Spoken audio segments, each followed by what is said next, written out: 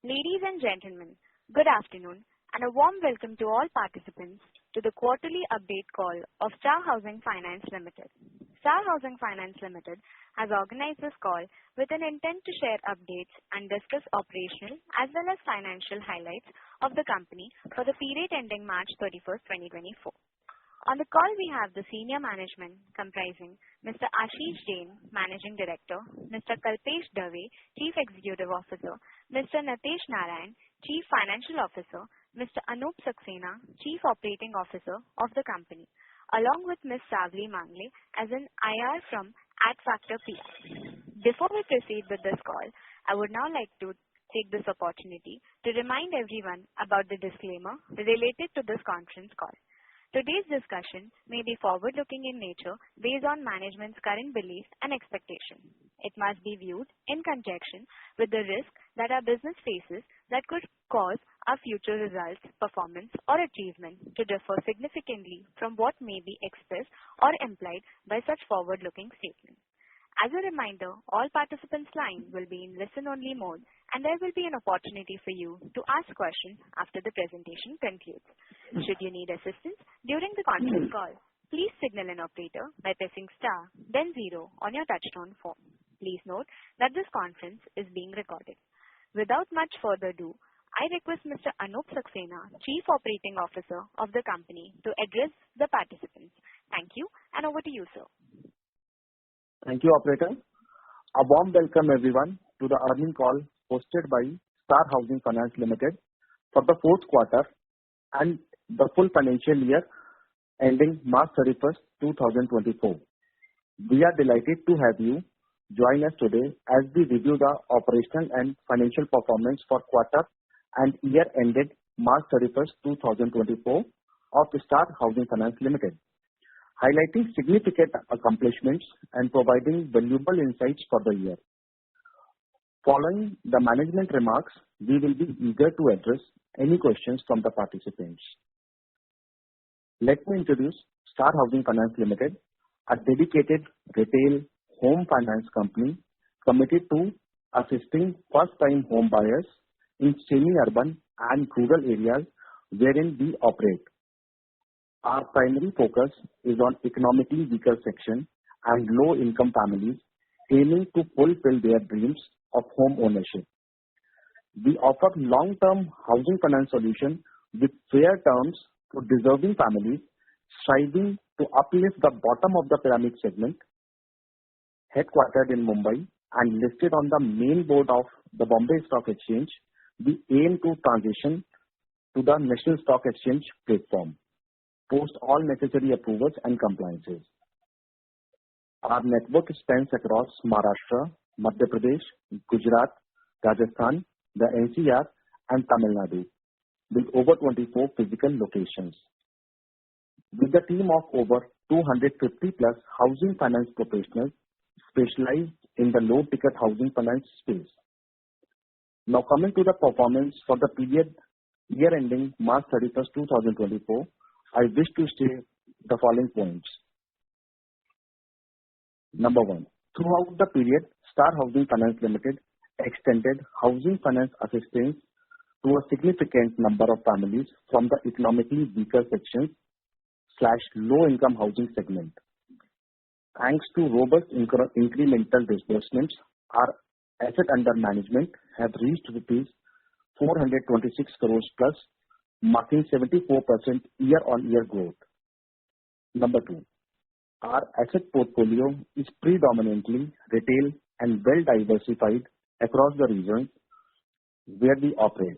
The average incremental loan size stands at rupees 12 lakhs in semi-urban areas and 8 lakhs in rural regions.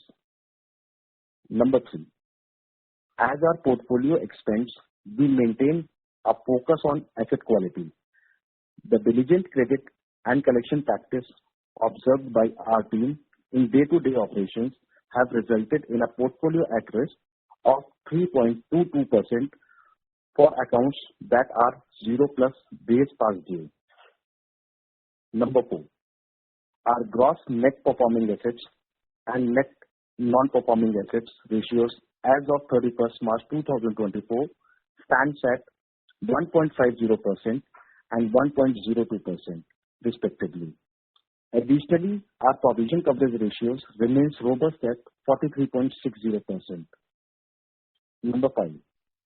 We are committed to enhancing our operational capabilities through investment in human resources, branch infrastructure, and technology. We are currently in the process of deploying an upgraded version of our lending suite, which will offer enhanced functionalities to improve productivity and credit management processes. Number 6.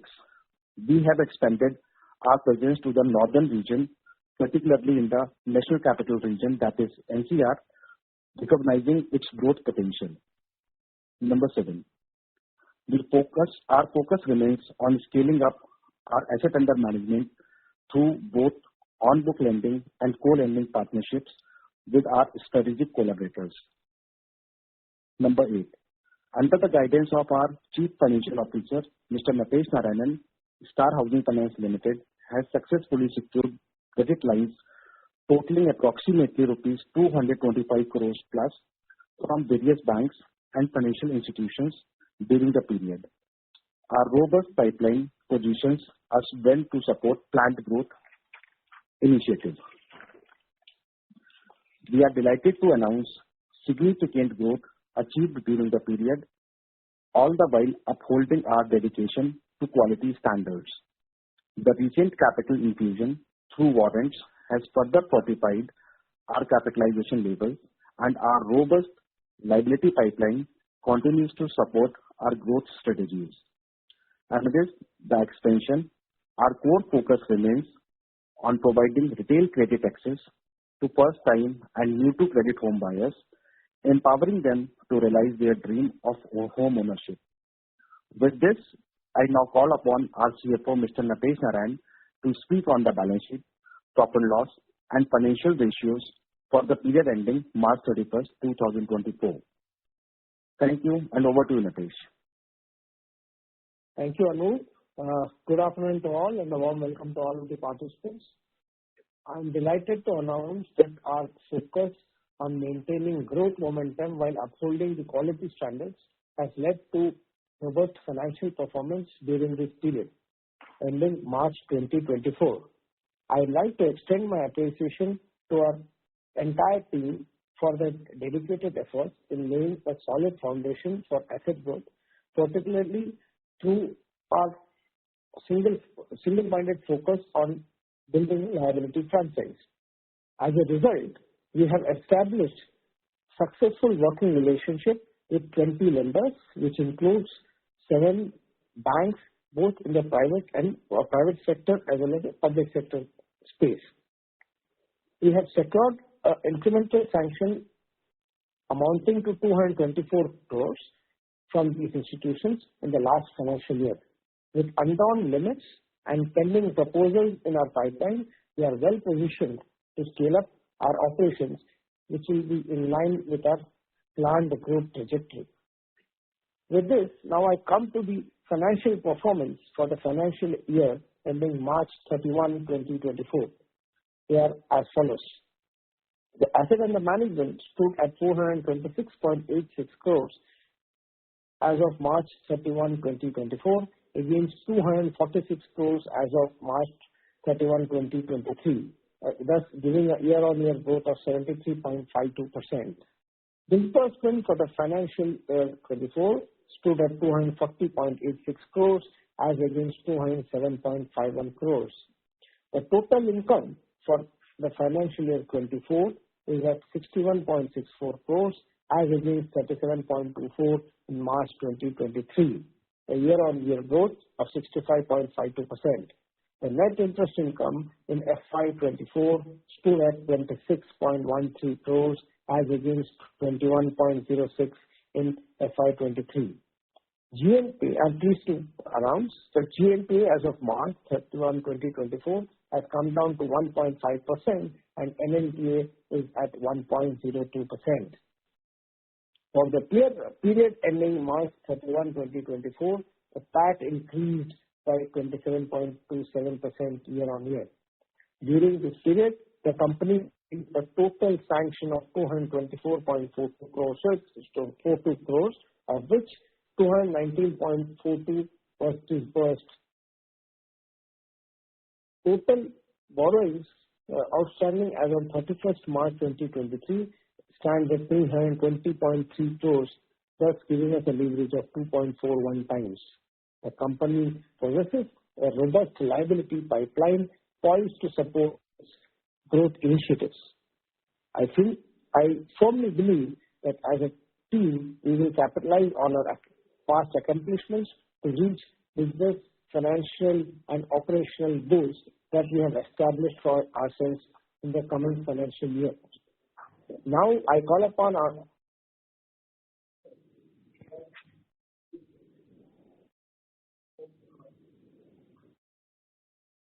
We have the management line disconnected. Please wait for a moment while we reconnect them.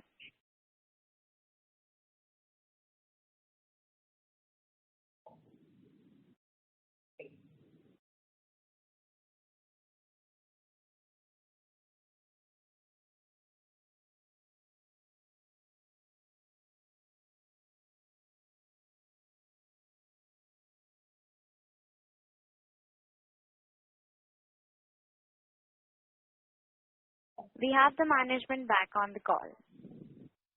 I'm sorry for this small glitch.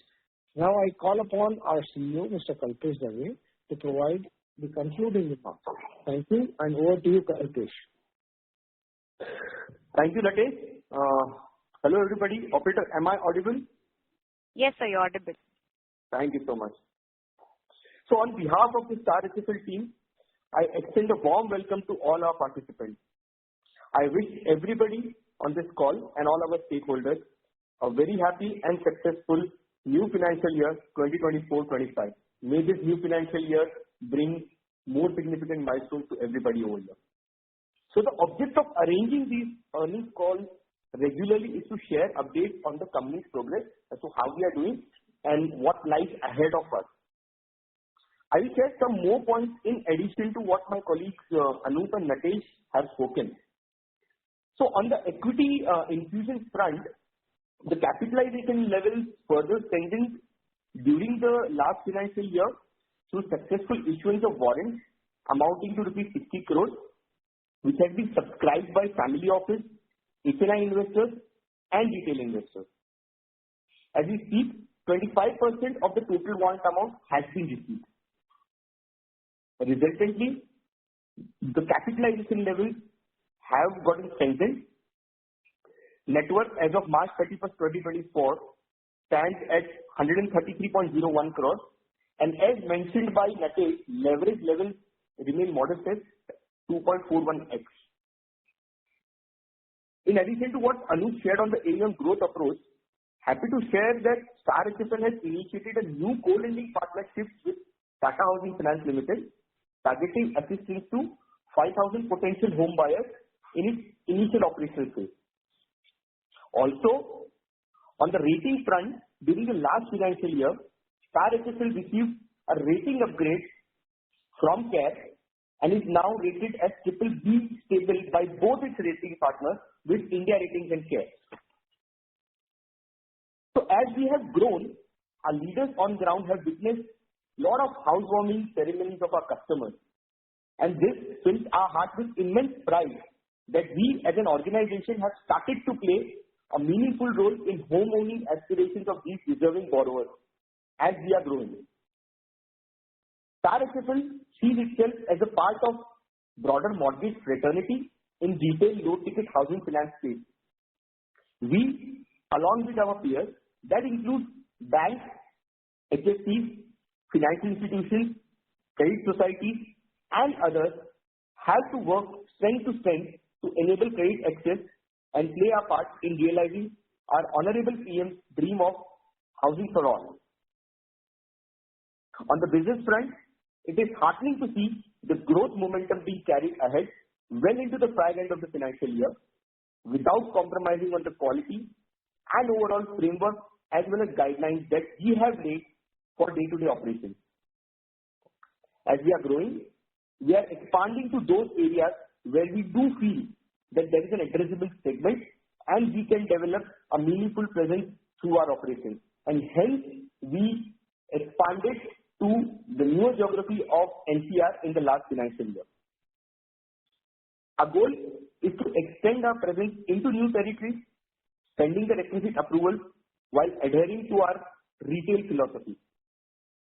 I have consistently emphasized this in every communication, and I want to restate once again over here that prioritizing quality over growth remains paramount for us. Our commitment remains steadfast in cultivating a high-quality loan portfolio. With increasing levels of capital, the company aspires to transition to the National Stock Exchange, subject to all compliances, approvals, and qualifying criteria in place.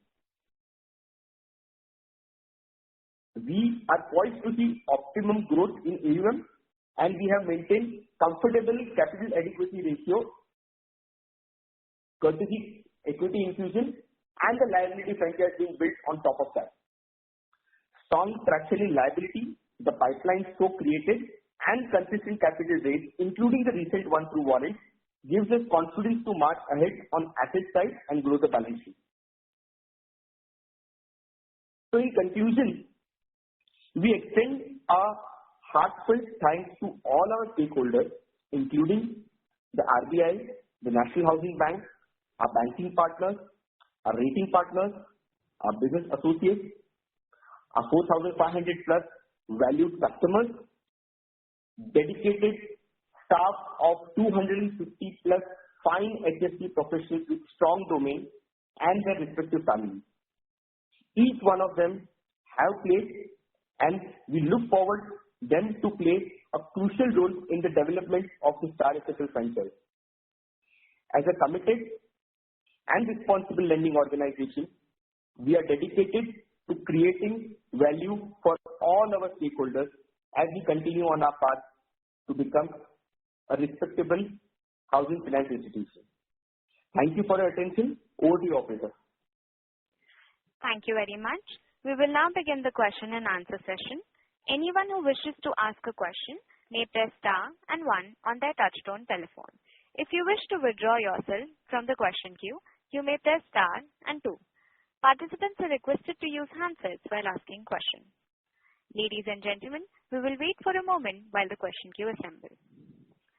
The first question is from the line of Dhanya Arora from JT Financial. Please go ahead. Hi, sir. Am I audible? Yes, you are. Yeah. Sir, my question is on the geography. So, any new area of geography that we are looking to explore as the rural development is going fast? So, in terms of expansion to newer geographies, as I mentioned, and Anup also mentioned that we expanded into the NCR region last financial year. And now the focus would be basically to penetrate deeper and deeper into our existing geographies. See, you have to understand that we are spread across the states of Maharashtra, Madhya Pradesh, Gujarat, Rajasthan, Tamil Nadu, and now NCR. So now the time is basically come to look within these geographies and find those fertile micro markets where we can kind of develop our portfolio and establish our branch network as we build up the AUM over there. So that will be the first focus to answer to your question. In relation to expansion to the newer geographies in this financial year, I think that is a call that we will take in the second half of the financial year once these newly established branches basically scale up and we look to penetrate deeper into the existing geos that we have. Okay. Sir, and as you said that we are entering the NCR region also, so what's the reason for the same? Is the company seeing any high growth rate there? So no, I'll tell you, the growth rate for the affordable housing finance company, I mean there is a market out there, and same applies to NCR. When we are talking about NCR, we have established a branch in Ghaziabad, and Ghaziabad basically will be positioned as a hub to cater to the existing geographies of Meerut, Hapur, Bulandshahr, so on and so forth. So just to answer to your question, there is an addressable segment, in these geographies. We have started well. If we talk about incremental disbursements, now NCR basically contributes to around 10 to 15% of our incremental monthly disbursement. We look forward to build further presence over there so that the contribution basically comes up to 20%, from the NCR region. And that will basically help us to diversify geographically also, given that, bulk of our business is coming from the western geography that we speak right now. So yeah, NCR is a critical cog in the overall view. Okay. And so lastly, you said that we are also entering the South Indian market, right? So is the market size big enough to, address and to warrant the competition? So, answer to your question, as I said in my speech also, so there are all the players, and we consider them as our peers. So there are banks, there are HFCs, there are NBFCs, there are rural cooperative banks, there are credit societies. All these have been there before Star Housing Finance was born, and they will continue to be there. But you have to understand that the opportunity size of this addressable segment of economically weaker section, low income group segment who wishes to become a first time home buyer is so huge that there is an opportunity to have a peaceful coexistence amongst all the players, and hence you will also understand and appreciate that the government of India has also been mulling to extend the Pradhan Mantri Awas Yojana. So a lot of work requires to be done in across the length and breadth of the country. So while competition is there, as I told you, there is the pie is so huge that we don't have to worry about how much we are going to do, and we are not really into the business of increasing market share, so on and so forth. We are only focused to grow our portfolio backed by a good asset quality. So that is the focus. And just to answer to your question that you have forayed into the southern geography, no, we have already been present through our branch in Chennai. We have only expanded in the last financial year by adding a couple of branches in addition to Chennai, which is Kanchipuram, Vellore, and Tourism. So that is what we are doing. We are not expanding into any new state as such. Okay, sir. Thank you, Terence. I'll join back soon. Thank you. Thank you. The next question is from the line of Vatsal Cheda from Nadan Ark Capital. Please go ahead. Yeah, actually my question is related to portfolio construction. So sorry to interrupt you, sir. Your voice is not clear. Can you come near to your mic and speak, please? Yeah, can you hear me? Am I audible now? Yes, sir. Please go ahead. Yeah, so actually my question was more pertaining to the portfolio construction. So wanted to know what percentage of our borrowers are new to credit, and secondly, wanted to know what's the average household income of these borrowers. Okay. So operator, I will take it. Yes. So operator, I'll take that. So to answer, Vatsal, right? So Vatsal, to answer your question, approximately 50% of my portfolio, 50% of customers who are standing as of now in my portfolio are new to credit. Having said that, new to credit doesn't mean that these customers don't have a repayment track record. The fact of the matter is their repayment track record might not be available with TransUnion, but that can be available with CRIF or any other credit bureau for that matter. And if at all that is not available with formal credit rating, these customers do have a repayment history available with local money lenders, sort of. Right? So they do have a repayment habit in terms of formal as well as informal channels. So that is to answer your first question. As well as second question is concerned, what is typical household income for these borrowers? So typically we operate within the household income of starting from 15,000 to 50,000 household income range. Having said that, we operate on the leverage such as debt burden ratio, which is typically netting off business income minus household expenses, which comes as household income. And Star Housing Finance calculate equated monthly installment on the basis of household income of the customer. So I think that answers your question. Yeah, that's answers. Thank you. All right. Thank you. Thank you. The next question is from the line of Umesh Mishra from Mindtree. Please go ahead. Yeah, thank you, operator. Firstly, I would like to congratulate the management for such a wonderful result. I would like to ask a couple of questions. So one is, when you speak about portfolio at risk, what does that mean? And how is it different from GNPA? And my second question is, how do you see diversifying your borrowing profile in terms of lender and instrument? Thank you. So on the portfolio at risk, if you wish to know, we normally, share our portfolio at risk with all our, stakeholders, because we feel that that is the right barometer of, sharing how asset quality is holding. So when we speak about portfolio at risk, it is any particular installment which is even 1 day past due.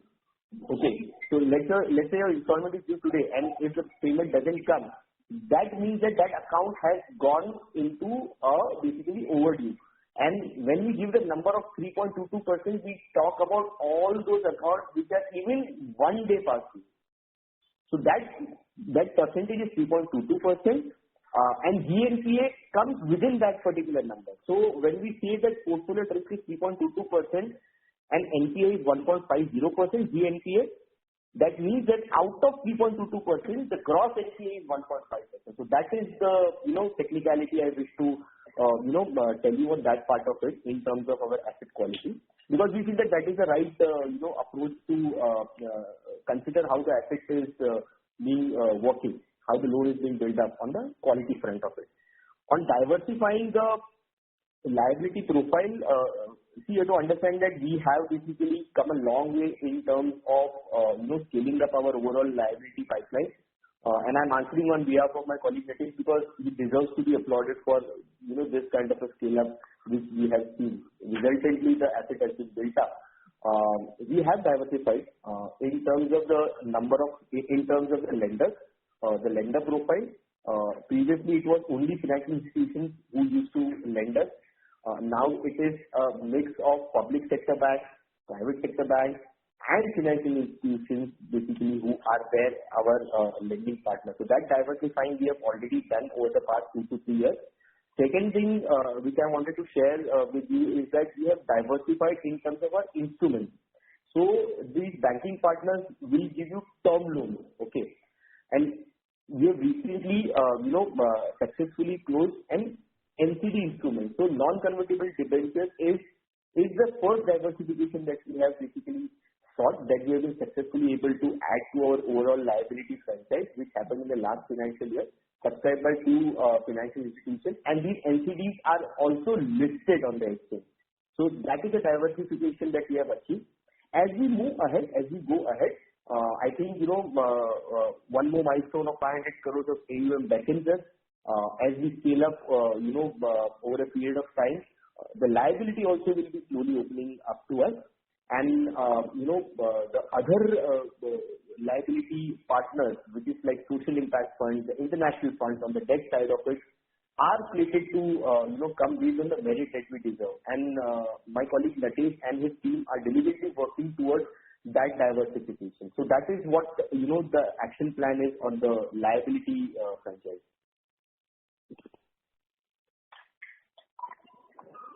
I hope that answers your question. For the answer. Yeah. Thank you. Thank you so much. Thank you. Ladies and gentlemen, you may press star and 1 to ask questions.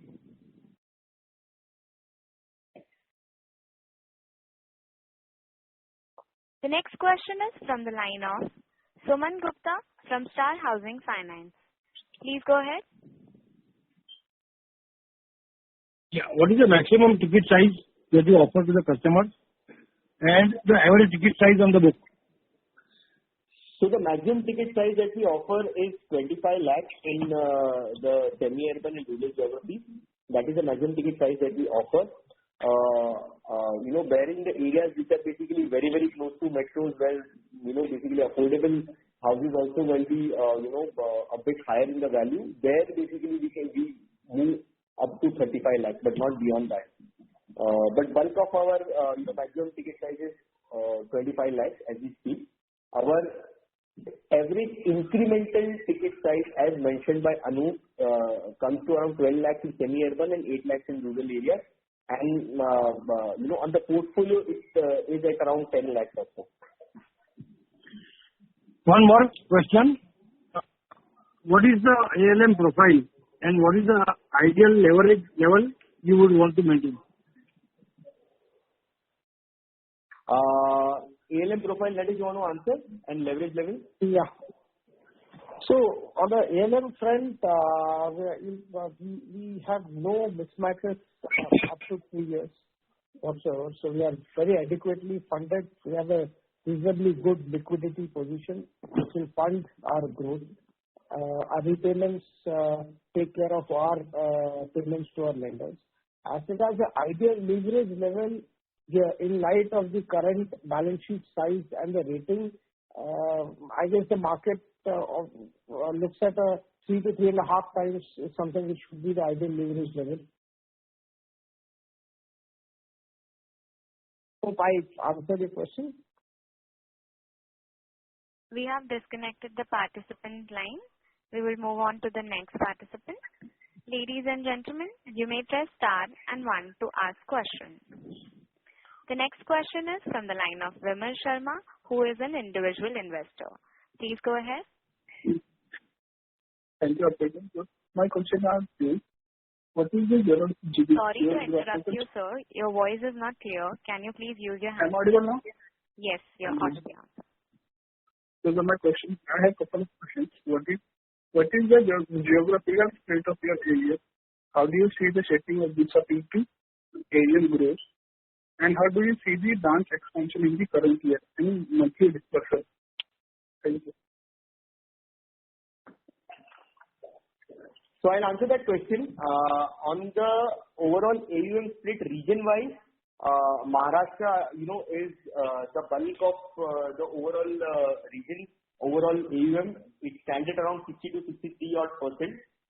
So that is, the bulk of the AUM coming from, followed by MP and Rajasthan, which are at around 12 to 13 odd% each as we speak, followed by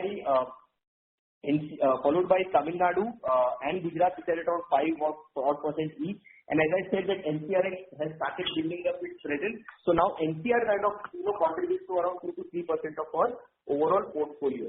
And as I mentioned before also, that the new geography of NCR over a period of time should build up in double digits as we scale up in the current financial year. That is on the overall geographical spread. How we want to shape up our overall AUM as we speak, I think that geographical diversification of the overall AUM is due. It should happen because we have focused on opening new branches in the geos which basically are right now not having that much of contribution.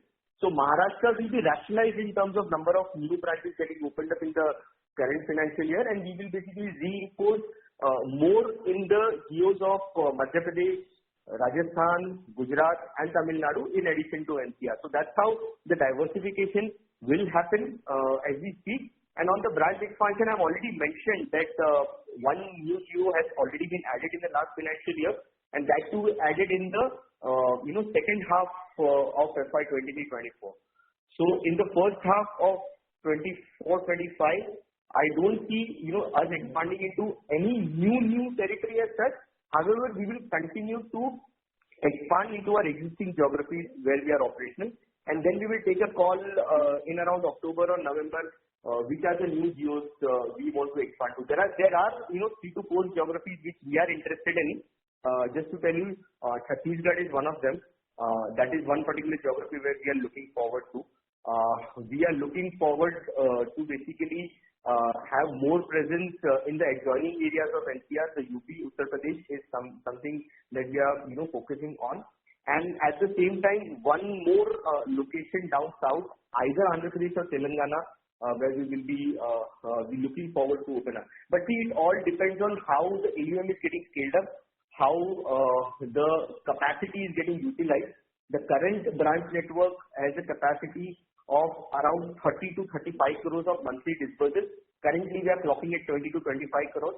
So once we cross that critical mass of 30 crores sustainably for the period of, let's say, 2 months or so, then we will basically focus on expanding into the newer geography.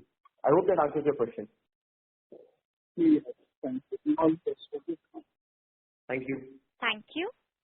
A reminder to all participants that you may press star and 1 to ask questions. The next question is from the line of Amol Doshi, who is an individual investor. Please go ahead. My question is to the management. First, when do you see the next rating upgrading take place, and what are the parameters for it? Message? Yeah. So as far as the rating, we just got upgraded in the last financial year, that is the year ending March 2024. So given our size and the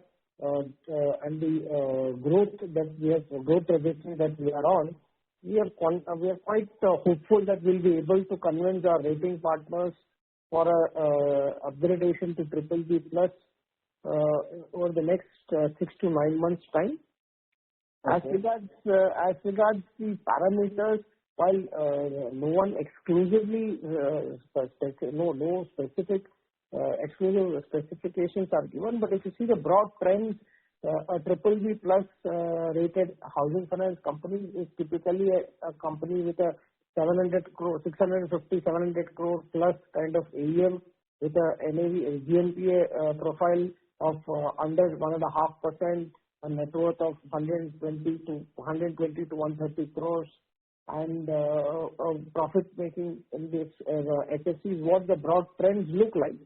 So while we meet most of the criteria, the AUM, given the growth trajectory, the AUM criteria will also be close to that number during that period, and then thereafter we may reach out to our partners and try to convince them to take a fresh look at our rating at that point in time. Okay. I have one more question. Sure. Yeah. What is the average loan to value ratio at the time of the organization and on portfolio? So Natesh, I'll take that. Yeah. So my average loan to value ratio at the time of origination is typically, the maximum loan to value I offer is typically 75% at the time of origination. Having said that, while if you look at my portfolio cut, then at my portfolio cut, maximum contribution towards portfolio is coming through self-construction cases, wherein loan to value is relatively lower as compared to loan to value with other products. So at portfolio level, my loan to value is about 52 to 53%. Okay. In typical sense, if in layman terms, if my portfolio standards 426 crores, then typically around 800 crores residential houses are there which are mortgaged to us against 426 crores AUM. Okay. Yeah. That's it. Hope that answers the question. Yeah. Yes, it answers. Thank you. Thank you. The next question is from the line of Ashish Kumar, who is an individual investor. Please go ahead. Hello. Thank you for the update. My question is, how much of the book is through co-lending, and how do you see the corporation in future? So Natesh, I'll take that also. Yeah, so as of now, my at portfolio level, my book is standing around 8-10% book is coming through co-lending book, and 90% book is of own book. While having said that, we wish to have around 15 to 20% book through co-lending relationship, and 85 to 80% book is generating through own book. That is our wish list for now.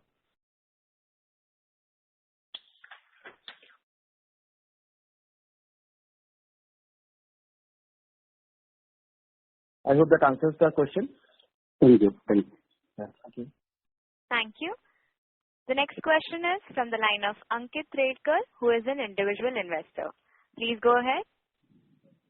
Thank you for the opportunity. Just wanted to understand a few questions. Sir, my first question will be regarding the AUM. What are our long-term projection, and can we expect the sustainable growth in the AUM? Long-term projection you are talking about, you're asking? Yes. So see, being a listed company, I cannot give you a forward-looking statement, over here. But see, you have to understand how we have grown. We have grown around 100% plus in the last financial year. That has been, that momentum has been maintained because now the base has been built up. The last financial year we ended up at growing at around 75% plus. Okay. So if you consider this kind of a growth rate, I think over the next 36 to 48 months, now subject to availability of capital being infused, the debt being raised, and other parameters being done, the macro and microeconomic parameters favoring, I think we are well poised to have a book of around 2,000 crores plus. And again, I don't want to speak in terms of AUM in the amount wise. We always speak in terms of how many files basically we will be processing. So I think in this journey, incrementally from here on, we should be catering to around 20,000 plus first-time home buyers. Out of the 40,000 plus home buyers who basically will be coming at the login stage to us. So that is something which this team is capable of. This team has that particular right kind of domain and technical know-how to steer growth over the next 36 to 48 months as we speak. And if we are able to achieve that, obviously the resultant value will be created for all of our stakeholders. So that's the best that I can share with you in terms of our overall projections on the AUM side of it. And for achieving that thing, obviously the branch expansion has to happen. We will have to venture out, from our familiar territories into the newer territories. And in that process, Star Housing Finance will be well poised to become a pan-India present housing finance company in affordable housing finance space. Okay. Got it. And sir, my second question, as company has effectively managed its gross NPA and net NPA compared to its peers in the industry. So just wanted to understand which are the factors contributing to our efficiency? Very good question. And see, in our every interaction with all of our stakeholders, we always say that we are credit and collection oriented company. We do feel that 99% of housing finance, not to put any other function down, is 99% is credit and collection, because it is very easy to lend money. Okay, it's very difficult to decide whom to lend, what to lend, how much to lend, and obviously collecting that money. So what we have done right from the beginning is that of these 4,500 plus live loan accounts, we have made a man-to-man marking across all our branches. That is the first thing that we have done. Any new branch that we open up, the first thing that we take is credit and collection person. Okay. So right from the day one, there is a focus on maintaining this asset quality in terms of portfolio risk that I mentioned before. So that is the first thing that we do. Second thing, we have ensured that all the customers basically get converted themselves into registered for the ACH. That is the first thing that we do. So we get exact idea on 10th of every month that this is our bounce percentage, and based on that bounce percentage, there are daily calls that happen right in the morning, wherein we only speak about the collection numbers and how it is going to be paid. So that is the dedicated effort day in, day out that we do has resulted in this. I'm not saying that we are the best or we basically can test beat ourselves. The book is yet to get seasoned. So one more year down the line, I can definitely say that we are really doing good. But very happy with what we have achieved till now, given the customer segment in which we operate. Okay. Got it, sir. Thank you so much. This is from my side. Thank you. Thank you. The next question is from the line of Venkatesh Krishnan from Rockfort Fine Club. Please go ahead. Yeah. Can you hear me? Yes, sir, we can hear you. Two questions I want to ask. One is, how do you plan to divide your borrowing, whether it be loan versus NCDs? How much NCDs you are planning to do current financial year? And second is that as far as your liabilities, whenever you do in co-lending versus normal lending, considering that there are some concerns raised by RBI on co-lending, whether you are going to still concentrate more on co-lending or normal lending? These two questions I want to ask. Thank you. Rakesh and Anup. I'll take the first one. So while we debuted on the NCD market this financial year with two separate issues that totals to around nearly 31 crores, we expect, currently it's about 9% of our overall borrowing. We expect to maintain this on our expanded borrowing book for this year. So I guess for this year we should have not more than 10% of our overall borrowing coming from NCD, subject to, of course, criteria in terms of rates and are met as per the necessity of the book, which will keep the cost of borrowing low. But yes, NCDs will be a very important part of our borrowing liability franchise rather. Anup, on the second part, would you want to take that? Yes, sure. Thank you, Rakesh. So to answer the second question is, co-lending is an arrangement which has been allowed by Reserve Bank of India. And Reserve Bank of India has specifically allowed two types of co-lendings, which is typically one CLM1 model and second is CLM2 model. Whatever is allowed within the parameters of what has been stated by Reserve Bank of India, if one lender is following all the parameters, I don't think there is any risk into that. We, as a responsible lending institution, whatever co-lending we are doing is we are doing typically under CLM2 model, wherein all the gist of CLM2 model has been followed. Whatever is written in the circular, that has been followed with all heart, soul, and gist. So that is to answer your question. I don't think that unless we are not violating what is written in that co-lending circular, till the time there is any issue, there is prevailing practices in the market which are against those circular, which is typically FLDG is one of those practices, if I understood it right. We as a responsible institution has never gone into any sort of arrangement which is not defined or allowed by the regulator. We are someone who always like to play within the parameters of whatever regulator has said. So I don't see any challenge while doing more into co-lending. Having said that, since it do have its own permutation and combination, that was the reason I specifically stated that typically we wish to grow from 10% to 15% and at max 20% at portfolio level, but not more than that probably. I think that answers the question. That answers the question. But my worry was that there was slight concerns with the RBI and co-lending. So I do expect some kind of a restrictions may come in post-election. That's why I asked this question. Thank you so much. Maybe, sir. But till the time we are following whatever is written in the guidelines, I don't see there are any challenges. Thank you. All right. Thank you, sir. Thank you. I now hand the conference over to Mr. Kalpesh Dave, Chief Executive Officer, for closing comments. So on behalf of Star Housing Finance Limited, I thank everybody for attending FY2023-24 earnings call. You are our valued stakeholders. Please, continue to follow us, continue to track us. If you have any questions, even after the call, you can get in touch with the investor relations team.